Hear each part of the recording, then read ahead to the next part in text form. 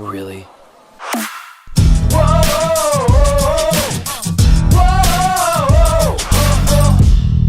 What's up, everybody? Jared here, and you know what? It's 2019. You guys asked for it. You wanted more rankings from JB Studios. So today, I'm here to rank the top 3 movies in the Unbreakable M. Night Shyamalan franchise from worst to best. But before I get into my ranking, let me know what your ranking is of Unbreakable, Split, and Glass in the comments down below. I'm curious if we're gonna have the same ranking here. Well, without further ado, let's get into number 3.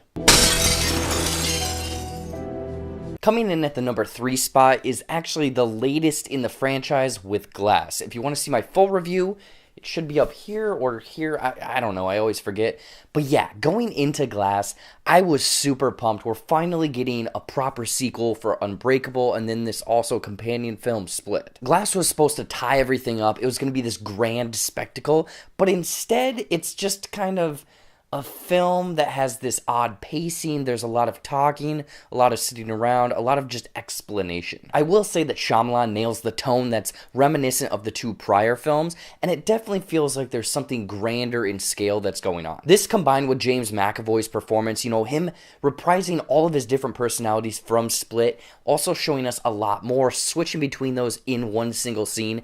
He was by far the standout, but also the addition or the added addition of Anya Taylor-Joy, Bruce Willis, Sam Jackson, and then Sarah Paulson. All of these characters, they turn in decent performances. I wouldn't say superb because James McAvoy is so great, but they add to the overall thrill of the movie. However, the pacing, the drawn-out explanation scenes, and a botched ending that, personally, in my opinion, it almost entirely ruined the film for me. I know that Shyamalan loves his twists and turns in his movie, but Glass seriously has like 3 or 4 twists in like the last 30 minutes of the movie, ranging all the way from something small that could have been inferred if you were paying attention or connected with the prior films, up to some things that were huge that completely changed the flow and direction of this movie that seemingly came out of nowhere. Glass completely shatters on itself in the 3rd act, and that's why, in my opinion, it's landing at the number 3 spot.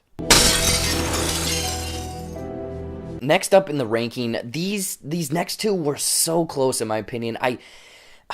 It's tough to rank them. They're so close, but I'm going to say that Unbreakable hits at the number 2 spot. Obviously, Unbreakable is the one that started all of this, 19 years ago, something like that. But it was way ahead of its time. It has this ominous tone, like I mentioned before, that Shyamalan likes to put in movies. It's a movie that really, it's a mystery. It keeps you guessing. It's like, what is going on with this guy? Why did this guy survive? Does he have supernatural abilities? Is he actually a superhero? Is this a follow-up to The Sixth Sense? What exactly is going on here? And this what exactly is going on here mystery that keeps you really intrigued throughout the story. And then once the last 10 minutes play out and you find out that this is basically a superhero origin story, you're like, what the f***?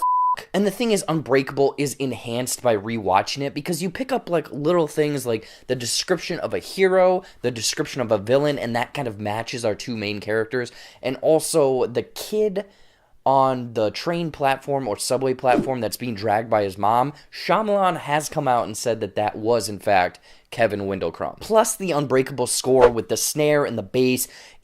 After you've heard it a handful of times, it's familiar.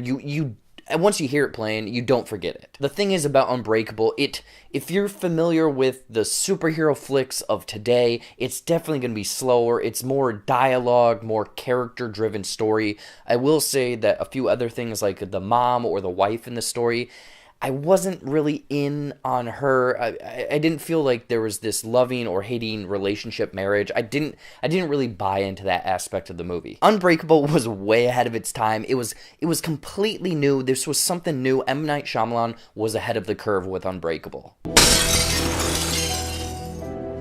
And of course, landing at the number 1 spot in this Unbreakable M. Night Shyamalan franchise trilogy is of course Split. Going into Split, I didn't really know what to expect. I know I caught it maybe one of the last weekends it was in the theaters, and after watching it the first time, I wasn't entirely sold. It took maybe 2 or 3 more watches to pick up these little things that I'm just like, man, this movie is great. Again, it kind of has this mysterious, ominous tone that Shyamalan likes to use.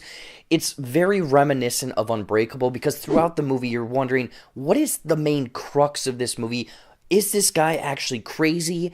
Is there actually different personalities? What's the deal with these 2 girls? What's the deal with the doctor?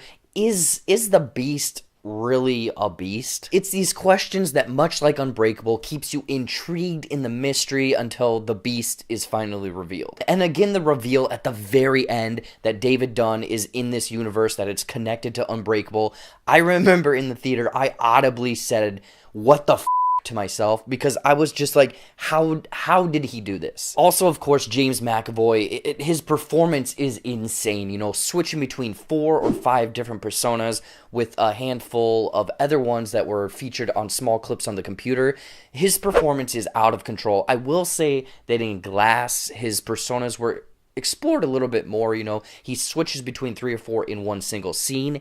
In this movie, it's maybe 2 or 3, but still, it's a feat of an actor to be able to channel all of these characters. Backpacking on McAvoy's performance, I will say that Anya Taylor-Joy added this interesting dynamic to the story because, you know, you're kind of wondering what is going on with her because it's jumping back to show these past elements of her life, and you also pick up the small little details that she's kind of getting into the brain of these different personas because she was a hunter, so she's trying to figure out the prey and how they tick. However, obviously, all of these movies, there's no one exactly perfect one. There's a few things, like in Split, I will say that the 2 girls and Dr. Fletcher, they didn't really work in the movie. The 2 girls are just kind of throwaway, and Dr. Fletcher, it kind of felt like her scenes just, it needed an outside perspective or someone that could get into Kevin's subconscious. And the scene with her neighbor just kind of yelling at a game show, that was just out of place. And then also how a colleague was like,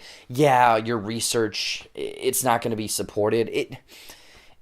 I don't know, Dr. Fletcher just didn't work in my opinion. So that is it, my ranking of the 3 movies in this weird kind of Unbreakable, Split, Glass, M. Night Shyamalan franchise.